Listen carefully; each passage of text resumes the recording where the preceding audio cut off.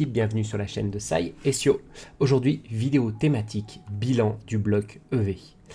Enfin, il arrive à sa fin avec la sortie très récente pour le coup de Flamme Blanche Foudre Noire qu'on a eu il y a maintenant une semaine.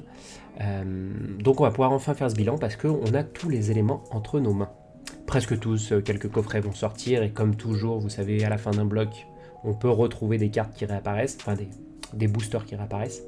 Mais en tout cas, on fait enfin le bilan de cette série qui a débuté le 23 mars 2023, si je ne dis pas bêtises, ou le 31 mars 2023, qui avait débuté avec Écarlate et Violet. Et bien écoutez, sans plus tarder, c'est l'heure du bilan. Pour faire ce bilan, bien sûr, je me suis préparé quelques petits éléments, histoire de contextualiser tout ça, on fait ça bien. Ici, on sait recevoir. D'ailleurs, je me permets, j'ai fait petit café en même temps. Je me lance pas dans la ASMR, on change pas la passion. Bloc EV. Qu'est-ce que nous a apporté le bloc EV? Et on va regarder avec un peu de recul maintenant, parce qu'on a pu juger certaines sorties, regarder avec le recul ce que ça a donné. Le bloc EV, qu'est-ce qu'on a pu retrouver dedans? Donc on a débuté avec Écarlate et Violet, on y a retrouvé Évolution Impaldea, Flamme Obsidienne, Faille Paradoxe, Force Temporelle, Mascarade Crépusculaire, Couronne Stellaire, Étincelle Déferlante, Aventure Ensemble, Rivalité, Destinée. Et ils sont déchirés pour les noms. Vous allez me dire, il en manque. Bien sûr qu'il en manque, mais on a fait ça bien. Et oui, on a séparé les points 5.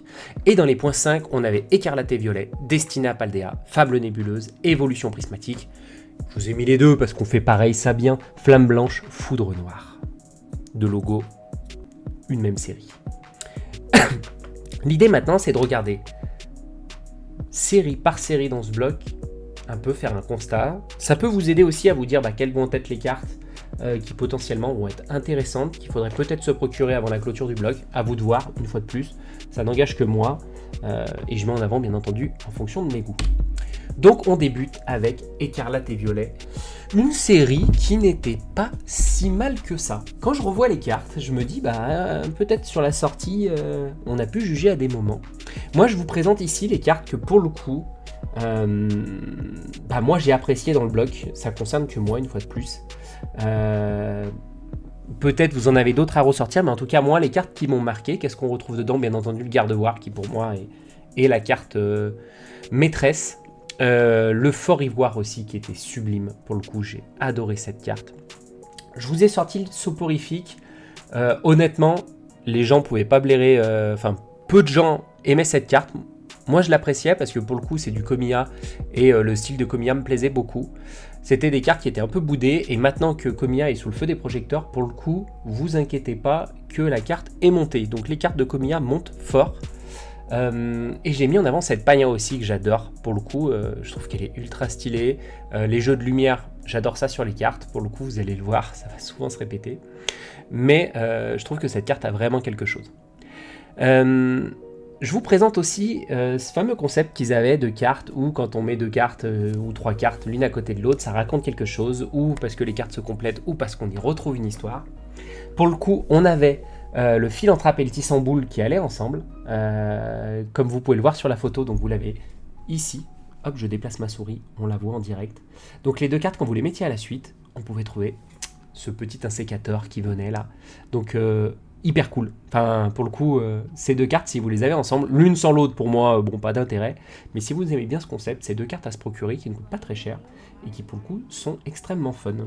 Pour en revenir au Gardevoir, pour le coup, on va se mettre... attendez, on n'est pas en plein. Le zoom n'est pas bon. Pour revenir sur le Gardevoir, pour le coup, il vient s'additionner avec ses évolutions. On retrouve le Tarsal, le Kirlia et le Gardevoir ensemble. Et ce qui est génial, c'est qu'on voit le Pokémon grandir avec son dresseur. Donc là, on le voit petit avec du coup son dresseur qui était la jeune fille que vous voyez sur la carte. On la retrouve plus grande, elle vient d'être maman, elle accueille son bébé. Et Kirlia, donc Tarsal a évolué en Kirlia. On retrouve la maison, vous pouvez remarquer que le canapé a changé, mais les fonds sont identiques, donc on est dans le même lieu. Et derrière, on les retrouve une fois de plus dans le canapé qui est le point central où ils s'installent, où ils ont partagé des choses ensemble. C'est magnifique, je trouve que pour le coup, ces trois cartes, procurez-vous les 3, c'est une tuerie. On retrouve le gardevoir avec toujours sa dresseuse qui maintenant est devenue une grand-mère, ils tricotent ensemble et on voit donc le partage entre un dresseur et son Pokémon, pour le coup pleine de beauté et elle raconte des choses. Moi j'adore cette carte, je vous la conseille, enfin ces 3 cartes. Jamais l'une sans l'autre quand il y a des séries, honnêtement, en avoir une et pas avoir les autres à se procurer. Donc il vaut mieux avoir tiré la gardevoir et acheter Kirlia et Tarsal que l'inverse. Évolution à Paldea, où on y retrouve aussi des choses sympas. J'ai sorti le Yu-Yu, comme je vous le dis, j'adore les cartes où il y a des jeux de lumière, et pour le coup, le jeu de lumière est central et extrêmement présent sur la carte de Yu-Yu. Bien entendu, Magikarp, on le sort ici parce que ce Magikarp est une tuerie avec le Léviator que vous trouvez en haut de carte ici. Pour le coup, une carte de Shinji Kanda, sublime. Le travail de Shinji Kanda aussi, une vraie tuerie. J'ai sorti Gresha aussi parce qu'en termes de dresseur, à la fenêtre se situe un petit Givrali. Vous n'allez pas très bien le voir, je pense, ici. Mais cette carte vaut le détour par rapport à ce qui est caché dans le fond. Je trouve que cette dresseuse est pour le coup magnifique. On va y trouver des cartes où, pareil, on continue à raconter quelque chose. Vous trouvez le Coiffeton qui évolue en Canarbello, qui évolue en Palmaval. Palmaval qui est la carte alternative, où on le voit devant sa vitre, en train de se regarder dans le miroir, en train de se préparer devant l'évier pour se faire BG. Et on le retrouve extrêmement BG en Palmaval. Là, pour le coup, la carte, l'enchaînement est top, c'est assez drôle. Bon, un peu moins artistique, mais j'aime le concept. De ne pas voir directement le Pokémon, en fait on voit son reflet, hein. Enfin, j'espère que vous avez le truc, là on le voit vraiment dans son reflet de glace, enfin, c'est vraiment hyper intéressant. Et on retrouve aussi le Chocodile qui vit quelque chose avec son dresseur, Chocodile en Crocodile en Flamigator, qui est l'alternatif, où on les voit faire des courses, s'amuser ensemble, pareil, une relation entre le dresseur et son Pokémon qui est vraiment cool, j'aime beaucoup ces concepts de cartes. Flamme Obsidienne, qu'est-ce que nous a proposé Flamme Obsidienne? Alors là, pour le coup, je vous ai sorti l'alternative par principe parce que c'est Dracofeu. Ouah, j'ai eu du mal. Terra Cristallisation, me voilà. Ouais, c'était chaud. En revanche, les AR, la Fenard, qui est pour moi l'AR la plus belle du bloc EV, elle tue, elle déchire. Je sais pas, moi, c'est grand fan de Naruto. J'y vois un QB, quoi. Enfin, c'est incroyable. Là, on a vraiment cette représentation mystique, entre guillemets, de l'inspiration de Fenard, hein, parce que pour le coup, quand je fais ref à QB, bien entendu, mythologie japonaise inspirée pour Fenard. La carte est sublime, jeu de lumière de fou, vous l'avez en main, c'est une tuerie. La Mélo aussi, très inspirée, magnifique, avec vraiment son reflet qui est sublime, pour le coup extrêmement inspiré. Cisaiox, combat de ninja, j'ai l'impression que 2 ninjas s'affrontent, là on a un combat de samouraï, magnifique aussi. Pour le coup, les AR valaient le détour dans ce bloc. Je vous ai mis la Dracofeu, mais pour le coup, ouais, bon, pas ma cam.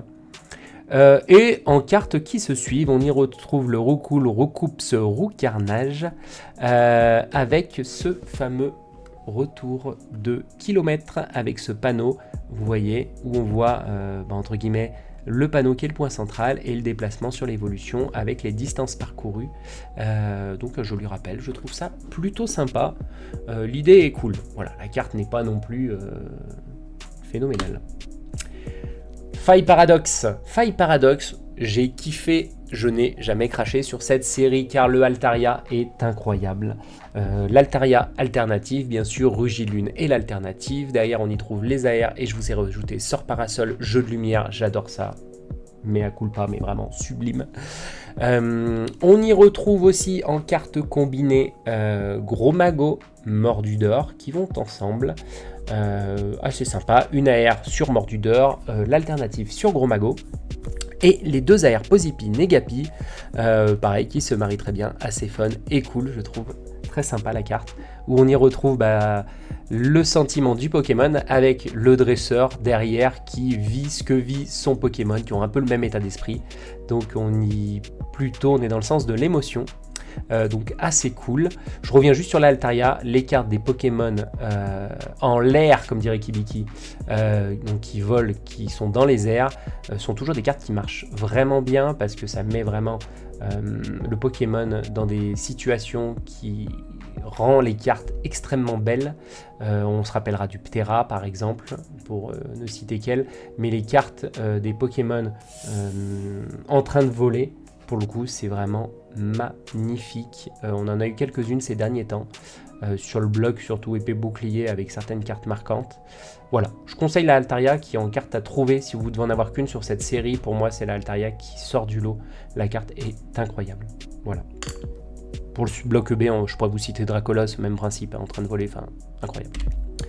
Force temporelle, série qui s'était fait tacler à son lancement à cause des futurs, enfin des évolutions, entre guillemets, futures des Pokémon.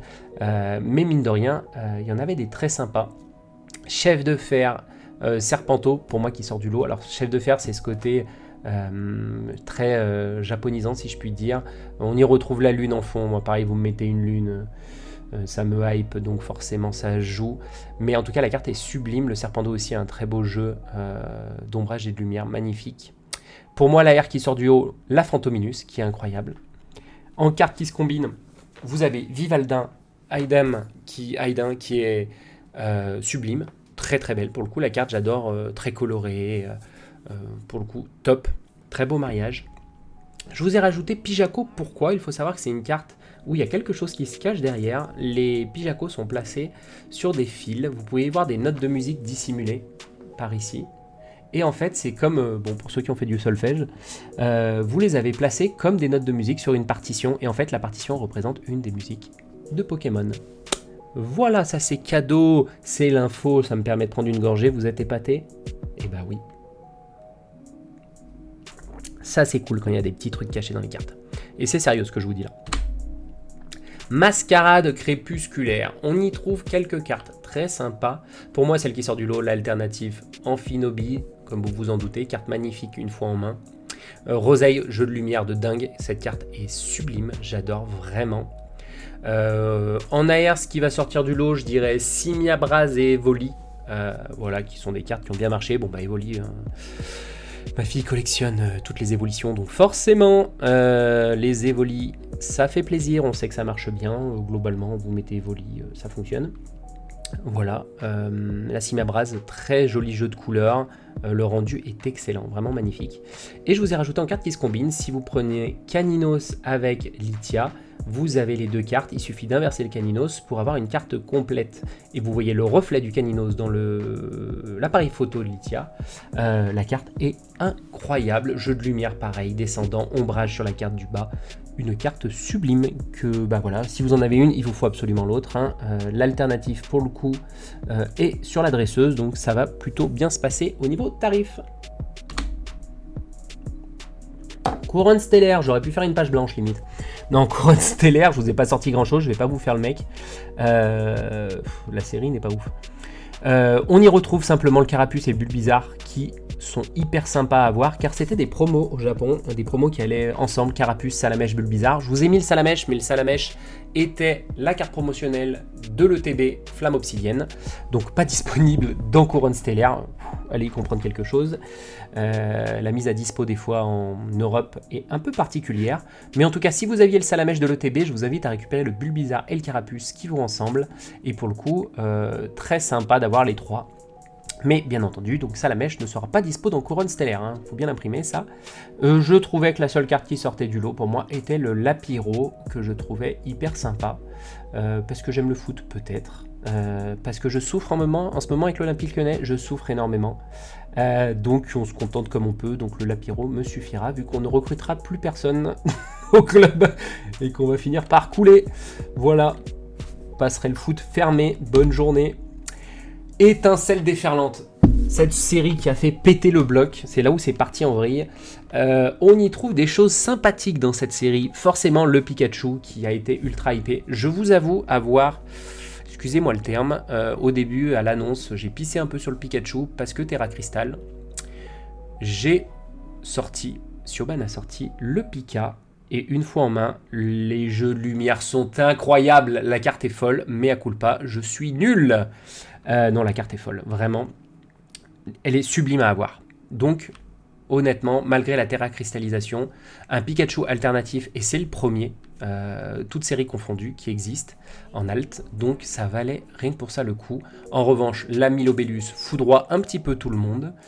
On y trouve en association le Créfollet qui elle-même toute seule est magnifique, mais qui vient combiner dans le même esprit que la Latios et la Latias qui vont ensemble. On peut considérer que la Créfollet n'est peut-être pas loin. Donc voilà, le rendu des trois est sublime, mais bien entendu, si vous avez la Latias, allez vous procurer la Latios. J'ai tiré la Latias, il me manque la Latios que je vais chercher. Je rajoute pour la fun, pour le côté un peu sympa, le Fermite. Si vous avez tiré 70 Fermites, sachez que vous pouvez les mettre à la suite, et c'est des fourmis qui se déplacent les unes derrière les autres. Voilà. Ça vaut le détour, hein. J'ai tiré une halte sur la série, ouais, j'ai eu Fermite, je suis refait. Voilà, donc si vous avez tiré 10 fois Fermite, sachez que vous pouvez les mettre à la suite. Je trouve ça marrant. Il y a des collectionneurs de Fermite, ne nous moquons pas, il ne faut pas juger. Aventure ensemble, on y trouve quelques petites pépites. Pour le coup, sur les altes sont très bien réussies sur cette série. Celles qui sortent du lot, nous aurons donc Mélophée, Zoroark et Dratak, qui sont pour moi les cartes que je trouve les plus sympathiques, vraiment très sympa, même si je mets la Mélophée un peu au-dessus du lot. Pareil, j'adore les cartes qui jouent sur leur jeu de lumière. En AR, on y trouvera l'Articodin qui est quand même un ton en dessous de la Reshiram, et je trouve la Rubombelle sublime, honnêtement, si vous l'avez, pareil. La mise en valeur de Lily sur cette carte est incroyable, pareil, donc quand il y a un peu de lumière et qu'on joue dessus, moi, tout de suite, ça m'évoque quelque chose. Donc c'est les cartes que je sortirai un peu du lot, pour le coup, d'aventure ensemble. Donc une série quand même intéressante. Rivalité Destinée, je n'avais pas à cette place. Non, Rivalité Destinée, incroyable. Pardon le classe, je suis sur toi, je m'excuse. Sur cette série, on y retrouve beaucoup de choses et surtout énormément d'alternatifs incroyables. Sulfura, pour moi, top 1 qui foudroie tout le monde. La carte est folle. OO aussi est magnifique et je dirais que je mettrais même Mewtwo en DR. Clairement, Sulfura, OO, Karchakroc de Cynthia qui est incroyable. Derrière, je mets Mewtwo par rapport à mes goûts personnels, même si forcément vous avez Mewtwo, vous avez Giovanni, c'est la hype. Mais pour moi, je pense que la carte, d'un point de vue esthétique, est un ton en dessous. Sulfura est au top. Aventure de lutte aussi en alternatif que je trouve magnifique pour un dresseur qui met beaucoup en avant des Pokémon. Donc ça, c'est cool. Quand vous avez un dresseur, vous n'êtes pas déçu si vous avez lutte. Sur les AR, j'aime beaucoup le style de la Miaous, qui est top, et on y retrouvera en carte pour moi un peu au-dessus du lot la Typhlosion, la Démolos, Psychoquack et Loclas Dondine qui font vraiment la diff, qui sont des cartes sublimes. Voilà, c'est les cartes que je ressors, même si sur cette série, pour moi, c'est une série qui a mélangé deux blocs japonais qui étaient vraiment magnifiques, et on se retrouve avec une très grosse série, mais par contre, la série est incroyable. Vous faites le Master Set, vous avez un Master Set de fou furieux. Le seul problème, c'est le prix des altes. Il y en a tellement qui sont intéressantes que Sulfura, OO, Mewtwo, Karchakroc, tout coûte cher. Donc c'est un Master Set qui n'est pas donné. On arrive au point 5 avec la série qui a rendu dingue. Ça m'embête un peu parce que je gêne avec la caméra, je suis désolé. Pour le coup, sur cette série-là, les cartes qui sont pour moi incroyables, même si la série globalement est folle. Bon, après, c'est forcément la série de mon enfance, donc ça joue. On y retrouve des magnifiques alternatives, mais surtout des alternatives où il y a une histoire sur chacune, et ça, c'est top.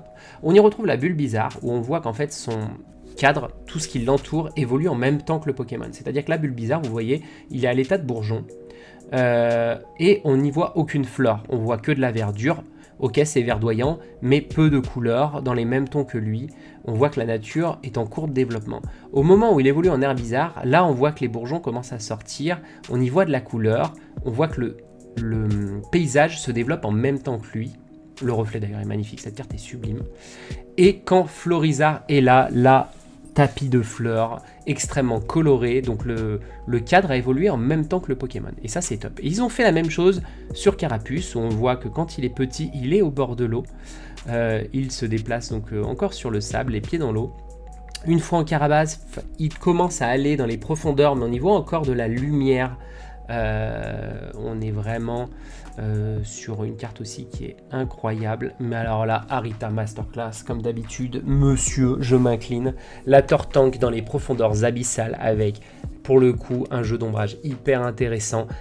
Et là, on y voit toute la puissance du Pokémon. Mais une fois de plus, quand c'est Arita qui a le pinceau, c'est rarement mauvais. Et je veux pas faire la groupie, mais pour le coup, c'est véridique. C'est pour moi la plus belle carte de 151. Goût personnel, mais elle est incroyable. Elle foudroie largement le Dracofeu, qui pour moi est largement un ton en dessous du Florizarre et du Tortank, clairement. Mais voilà, le même principe, donc l'évolution du cadre et du terrain en même temps que le Pokémon. Et c'est la même chose, on voit ce Salamèche que vous ne voyez pas parce que j'ai ma grosse tête dessus, où on voit donc un Salamèche sur son rocher qui regarde en l'air, qui a des envies de pouvoir partir dans le ciel, de s'évader dans un endroit un peu confiné. On y retrouve le Reptincelle où on veut commencer à montrer un sentiment de puissance, où on voit de la lave couler, on voit ce sentiment de chaleur via les vapeurs, etc. Donc on voit qu'il est en train d'escalader et de sortir de ce confinement. Et on va dire qu'au moment où il est libéré pleine puissance, on le retrouve dans le ciel. Le volcan explose derrière, ce qui donne une image de « je me libère » entre guillemets.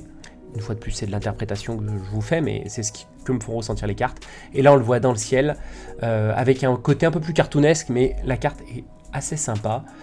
Et ça reste Dracofeu, donc forcément, ça attire les gens. Mais ce même concept du cadre, du terrain, de l'environnement qui évolue en même temps que le Pokémon. Pour la dernière halte qui sort du lot, forcément, électeur, les cartes en l'air sont les cartes qui marchent toujours très fort. Les rendus sont forcément incroyables parce que les Pokémon sont en mouvement, en train de voler. Donc forcément, ça met tout de suite des cartes très intenses.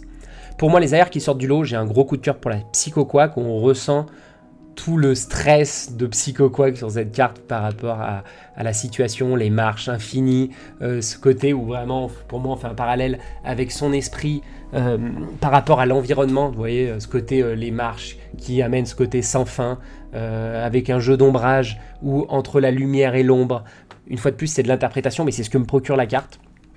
Donc pour moi, on a une très belle représentation des troubles psychologiques, entre guillemets, de Psycho Quack à travers son environnement, c'est fabuleux.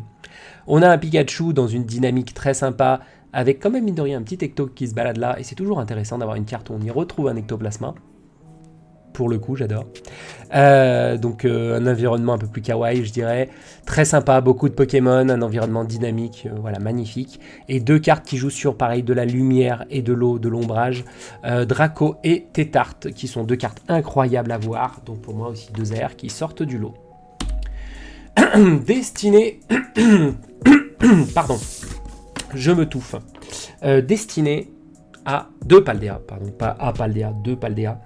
Une magnifique série avec des cartes assez sympas qui étaient boudées mais qui sont en train de bien remonter, où sortent du lot la Gardevoir qui pour moi est sublime, le Mew avec ce côté pareil un peu dessin, cartoon très sympa, la Mew qui monte assez fort. Forcément, ce qui avait attiré les gens, le Dracofeu X, Terra Crystal un peu plus shiny pour le coup, hyper sympa. La terracristallisation, c'est toujours assez compliqué pour moi. En revanche, une terracristallisation faite par Madame Akira Egawa, c'est quand même autre chose. Quel talent. Quel talent.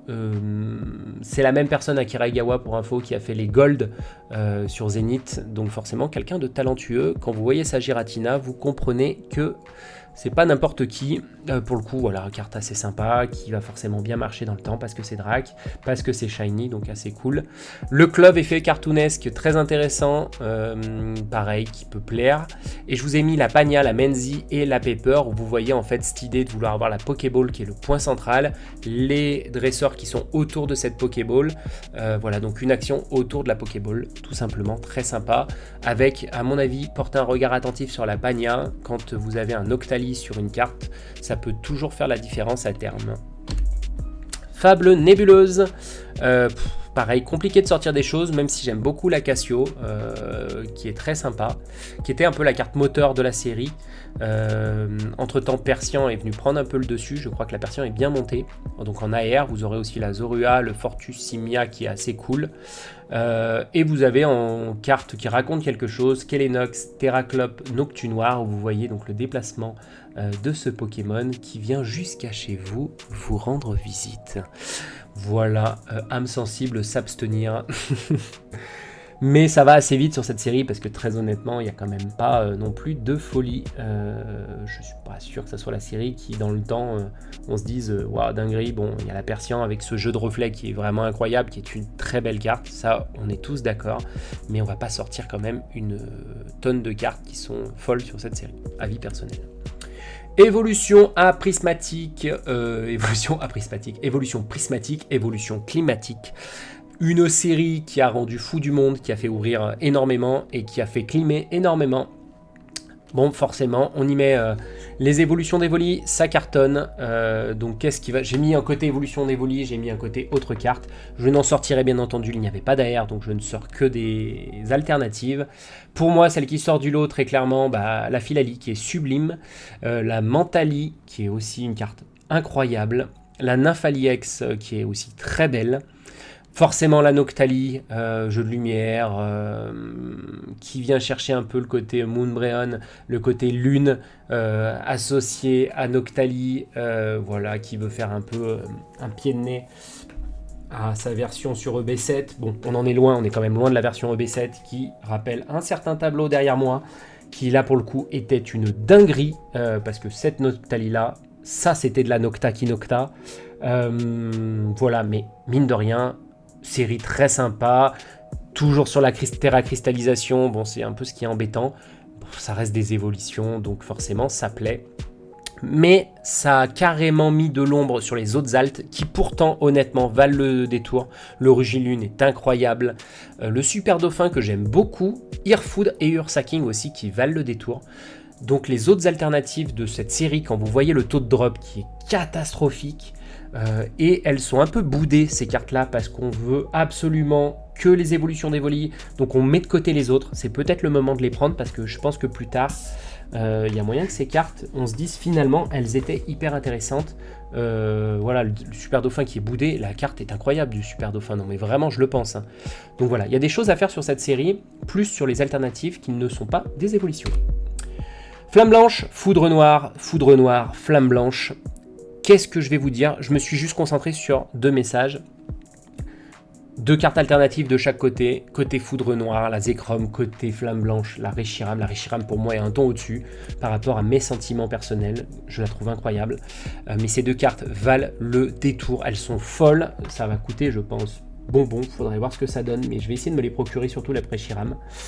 Je vous ai mis au centre la BWR, la nouvelle rareté. Pourquoi je vous les mets au centre? Soyez vigilants. Pour le moment, je crois qu'elles sont encore hautes. Elles sont aux alentours de 500, donc c'est pas donné.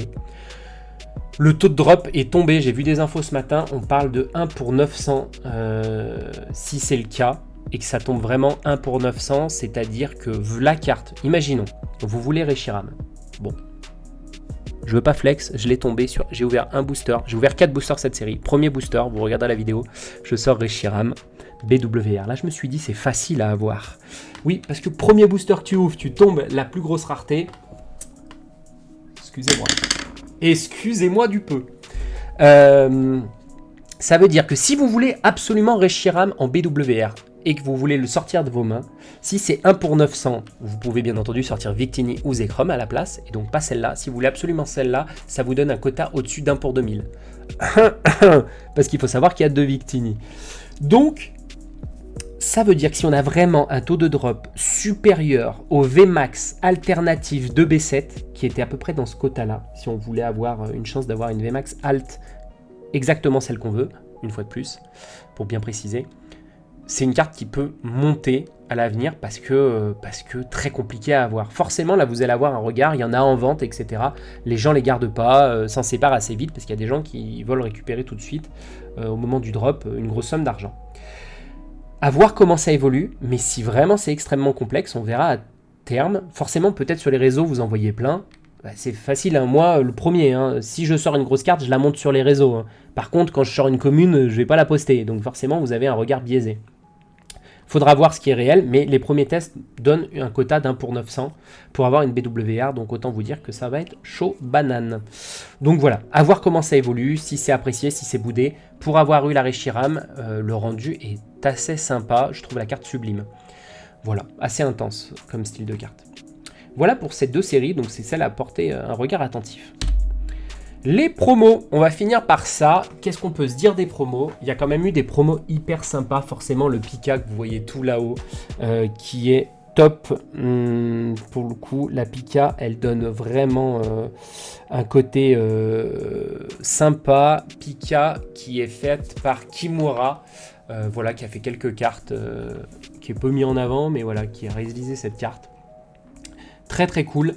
Moi, qu'est-ce qui m'a marqué? Il y en a eu énormément de promos. Quelles sont les promos marquantes? Pour moi, Vigilance, Hippo-Roi, Amphinobi. Carte alternatif disponible dans un coffret.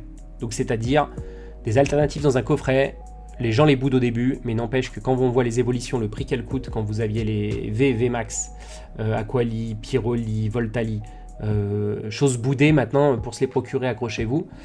Evoliex qui était dispo dans la SPC, non pas l'UPC, ne nous trompons pas de terme, qui peut être à l'avenir une carte recherchée. La Salamèche dont on a parlé tout à l'heure qui était dans le TB. Je dirais que la Mew et la Mewtwo de 151 qui étaient dans l'Ultra Premium, elles sont des cartes sur lesquelles il faut être vigilant à l'avenir. Carte incroyable. J'ai juste rajouté aussi la Mew Gold. C'était une Mew métal, carte métallique. On sait que ça marche bien dans le temps ces cartes-là. Même si je suis pas fan des Gold, très honnêtement. Par contre, Mew et Mewtwo, elles sont sublimes et incroyables à voir avec le temps. Pour moi, l'Evoli AR est une carte qui devrait bien marcher dans le temps, qui ne devrait pas décoter.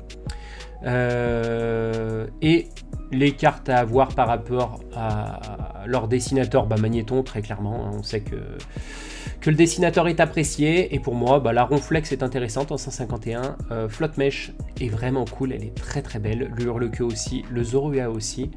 Le Miraidon a un style assez sympa qui me fait penser au manga, qui est cool. Culbutoki avec ce côté un peu effet zoomé, tous dans le canapé, on est entassés et tout, je trouve ça assez cool. Et je terminerai par la Mimiki qui dégage vraiment quelque chose, en train de tricoter. Carte assez sympathique. On aura aussi les deux Pikachu que j'ai pas parlé, qu'on peut retrouver. Il y en a un qui était en lien, je crois, avec le jeu vidéo, et l'autre avec un coffret qui était sorti. Donc des promos assez intéressantes, et on sait que les promos vieillissent globalement bien. Une fois qu'on s'est dit ça, qu'est-ce qu'on peut penser du bloc EV? Moi, je fais pas partie de ceux qui apprécient sur le tard. Honnêtement, c'est un bloc que j'ai beaucoup aimé. Je vais pas attendre qu'il y ait 2 ou 3 blocs qui passent pour me dire « Ah là, finalement, c'était pas si mal ». C'est vrai que j'ai partagé beaucoup de moments, vous les avez retrouvés en vidéo avec ma fille sur cette série, on s'est fait plaisir, il y a eu des très belles cartes. Quand on regarde dans sa globalité, si on voudrait le comparer au bloc EB, oui, le bloc EB a eu des moments très très puissants, à cause de B7 par exemple, Zénith qui était incroyable, mais est-ce qu'on peut dire que toutes les séries étaient au niveau? Non. Pour le coup, B7 a sorti des séries incroyables, surtout une qui a marqué les esprits, et je mettrai Zénith aussi avec, qui est folle. Forcément la Giratina V de Shinji Kanda qui a marqué aussi les esprits, mais sur le tard, elle est en train de monter maintenant. Voilà, on regarde un peu avec du recul. Moi je me dis, au vu du potentiel du bloc EV, il y en a qui vont se réveiller, et je pense que c'est un bloc qui, plus tard, quand on n'en trouvera plus du tout, on va se dire qu'il y avait quand même quelques cartes qu'on voudrait se procurer qui sont folles. Quand on voit l'Hippo-Roi qui s'inspire d'un tableau japonais, je suis désolé, la carte est dingue d'Hippo-Roi. C'est des cartes qu'on va apprécier plus tard, vous verrez. Je les apprécie déjà, je vous le dis. Moi, il y a des cartes que j'ai mis de côté dans ma collection pour moi parce que je les veux maintenant et que j'ai pas envie d'attendre qu'on se rende compte que les cartes sont folles, quoi. Donc, bloc EV, bloc que j'ai apprécié énormément. Ok, il y a eu des ratés, il y a eu des trucs où c'est parti en sucette, il y a eu peut-être 2 séries. Couronne stellaire, ouais, ok, c'est éclaté au sol. Enfin, moi, j'ai pas du tout aimé. Mascarade, très compliqué aussi. Par contre, on a quand même eu un paquet de masterclass. Enfin, avis perso, pour moi, la série est folle. Donc, bloc EV, que j'ai envie de dire, une fois que j'ai fait le bilan, si je fais le bilan bloc EB complet, bloc EV complet, et je pense que le bloc EV va mettre une vitesse au bloc EB. Et bien entendu, si on ferait juste une série du bloc versus une autre série du bloc, oui, ok, vous me sortez EB7, ouais, EB7, ok, elle est incroyable, il n'y a pas photo. Mais attendez de voir 151 avec le temps, on verra ça. Mais voilà, donc, petit bilan du bloc EV, je lui mets un 8 sur 10 au global. Bravo le bloc EV. t'as été très très chaud. Voilà, partagez-moi votre avis en commentaire. N'hésitez pas à me dire si vous aimez ce type de retour, ce type de format. Voilà, peut-être que ça vous aura amené certaines cartes que vous avez vues, vous avez dit bon bah cette carte est incroyable, j'ai envie de la voir, et vous savez dans quel bloc la trouver, dans quelle série la trouver. Voilà, en tout cas moi j'ai pris beaucoup de plaisir à faire ce petit bilan, et ça m'a permis aussi de faire un retour en arrière et vraiment de prendre du recul sur le bloc et de me dire ouais le bloc est quand même dingue quoi. Voilà l'équipe, merci à tous, une fois de plus merci à tous ceux qui nous suivent, on augmente au fur et à mesure, mais comme je vous le dis à chaque fois, moi je fais ça par plaisir, je regarde pas les chiffres bouger, mais par contre ça me va droit au cœur vos messages, y compris sur l'Insta, n'hésitez pas. Je suis ravi de partager ça avec vous, et surtout j'ai des gens formidables qui me suivent et qui partagent aussi leur passion, qui me posent des questions, et comme d'habitude je réponds à tous vos retours. Allez l'équipe, à plus, et une fois de plus, préparez-vous pour le prochain bloc. On va voir ce que ça va donner. Peut-être que ça va être tellement éclaté qu'on va se dire « Il me manque le bloc V ». Allez, bye l'équipe. Abonne-toi si tu veux. Tu fais comme tu veux, je t'oblige pas. C'est sûr que si tu t'abonnes, tu seras une personne meilleure. Peut-être que tu auras un meilleur taux de drop. On sait pas. Mais moi, dans le doute, je m'abonnerai.